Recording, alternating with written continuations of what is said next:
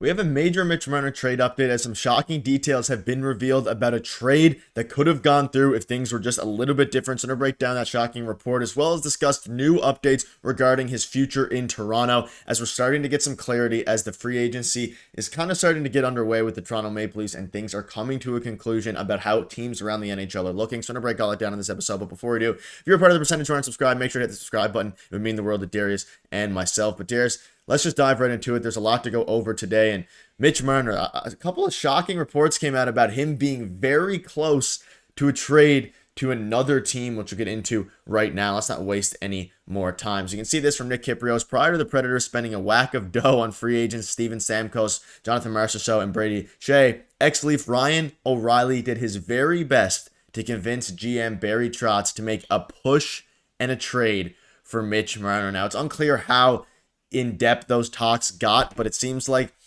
from what we're looking at, there's a good chance that he could have been a Nashville Predator, which would have added to the Predators' insane offseason that they've already had. But Darius, this kind of lends some credence to the fact that the Leafs are still definitely shopping the forward, even though they're also maybe in the background trying to work on an extension. I think at this point they're kind of, which we'll get into later, reports are basically saying they're kind of doing both right now.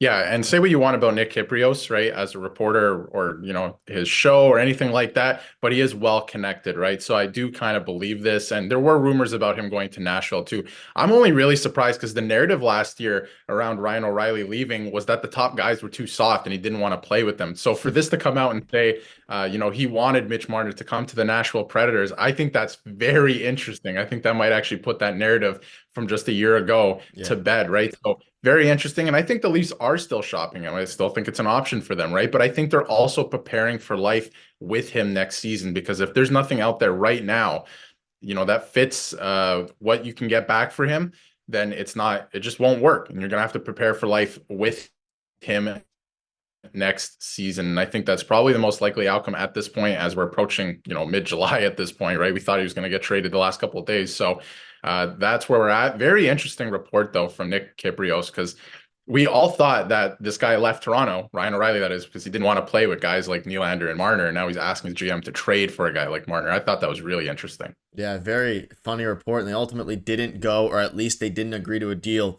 with the Maple Leafs. So they pivoted to pretty good plan Bs with Steven Stamkos, Jonathan Marchessault, and all these other guys. So very, very interesting on that front there. And you can see this here. It kind of goes into some more details. So forward Ryan O'Reilly encouraged the Predators to trade for him. And it's funny because O'Reilly made a very strong push and worked very hard on his end. But again, it's unclear if Marner would have accepted the trade to the Predators because, of course, he still has a no movement clause. And obviously, Mitch Marner, he's going to hopefully get a haul if they end up trading him. But like we're about to dive into, it's almost starting to seem like an extension is, I don't know if an extension is more likely.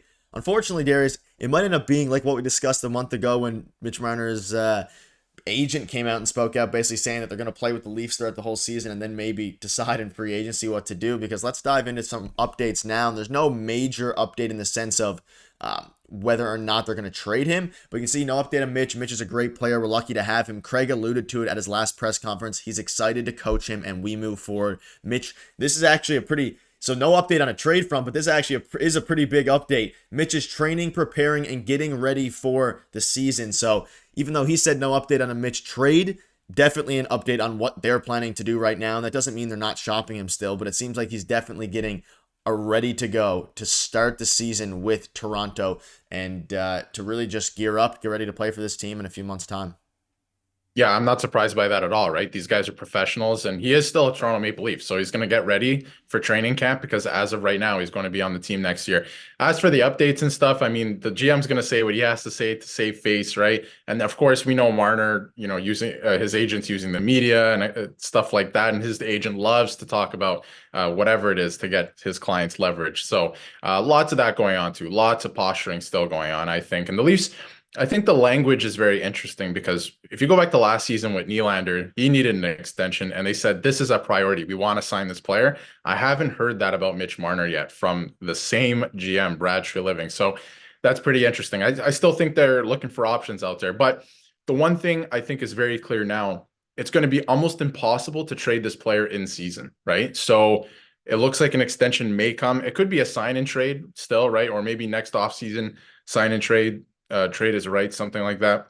It's going to be very interesting to keep tabs on. Yeah, and again, we're talking about a player who put up 85 points last season, so I don't think Brad Treliving's in a huge rush to get him done, to get the deal done. We obviously discussed about a potential trade before the draft in case they wanted to make a deal then. They didn't do that. They've made a few signings, and if they ultimately trade Mitch Marner, we know that they're obviously Nick Robertson has requested a trade, so their forwards are already looking a little bit thin, and Tyler Bertuzzi is gone. So if they end up trading Mitch Marner, they're going to have even more work to do, depending on what they get back for Mitch Marner, which we originally thought was going to be a goalie. They solved that with Anthony Stolarz in theory, and then they also maybe a defenseman. Their blue line is pretty packed now. It doesn't mean they don't have room for improvement, but depending on how Yanni Hakanpää's future in Toronto is going, they have now 7 serviceable defensemen. If you consider Timothy Liljegren fully serviceable, depending what you are on that front. But it's gonna be very interesting. Let us know in the comments what your thoughts are on this. But Darius, there's some more things that came out. And Chris Johnson said that the Leafs talked to Jeff Skinner, pitched him on the idea of playing next to Matthews and Marner, and ultimately he chose Edmonton. If you read between the lines here, Darius,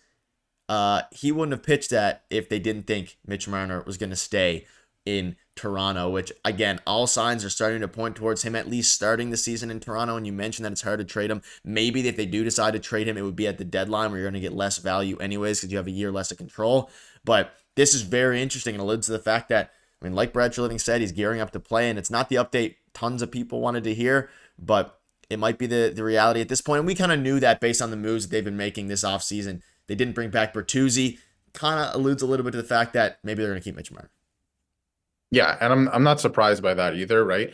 But I think like we're reading between the lines here too, right? So keep that in mind. But when you look at something like that, you're seeing that, you know, they're pitching to players to come here to play with Mitch Marner. So then why would you trade Mitch Marner, right? Like that would look bad on the organization if you told Jeff Skinner come here and he signs and then you end up trading the player that you pitched to him to play with, right? So reading between the lines, it looks like they're, you know, they're just preparing for life with him next season. Because like I said, you know, free agency has come and gone. We thought if it was going to happen, it'd be July 1st or July 2nd. It hasn't happened. So I think they're preparing for next season with him. What happens after that, I don't know, because I think the philosophy of the core four is dead, right? And I think they know that it doesn't work, but it's very difficult to move off of this player right now. The salary cap structure is going to change next year, but it's really difficult to move off this player right now. So it's going to be interesting. The Leafs will look different next year. That's for sure. I think Brad Treliving's just kind of, you know, I love what he did with the defense and goaltending, but in terms of offense, there's not much he can do, right? He really needed to fix the goaltending and the defense for sure. And there's only so much cap space that he had to work with after he came in last season. So it's going to be interesting to see how this year plays out. There's going to be a lot of contract talks on the Mitch Marner front. And I wouldn't be surprised if they did sign him to an extension, but I don't know if he will be a Leaf long term. I don't know what it looks like, right? He can sign for less if and everything would be great, but I just don't think that's going to happen. Yeah, it's going to be very interesting to see. And let us know in the comments what your thoughts are on this. We're not going to address it on the first day he was eligible to sign an extension. There was no update on Mitch Marner. So I don't know. It's going to be very interesting to see. Let us know in the comments what your thoughts are on this. And do you want to see Mitch Marner start the season at Toronto Maple Leaf? See you soon.